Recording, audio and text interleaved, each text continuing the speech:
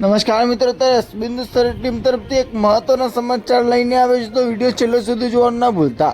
નમસ્કાર મિત્રો, મિત પ્રજાપતિ આજે તમને જણાવવાનું છું બિંદુસ્તારની ટીમમાં જે અભિક છે, હા મિત્રો અભિક, જેમના ઘરે અત્યારે એક ખુશખબરીના સમાચાર સામે આવી રહ્યા છે.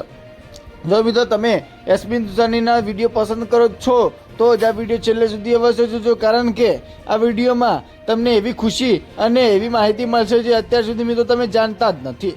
હા મિત્રો, તમને ખબર હશે કે એક દિવસ પહેલાં બિંદુસ્તાની ટીમમાં જે બાસ્કુજી છે એમના ઘરે એક દીકરાનો જન્મ થયો હતો, અને એની ખુશીના કારણે અત્યારે બિંદુસ્તાની ટીમ બહુ જ આનંદ મંગલમાં છે મિત્રો. તો મિત્રો ખુશીની વાત તો એ છે કે બિંદુસ્તાની ટીમમાં જે અભિક છે એમના ઘરે એક દીકરીનો જન્મ થયો છે. હા મિત્ર, દીકરીનો જન્મ થયો છે એટલે અત્યારે બધા ખુશખુશાલ છે.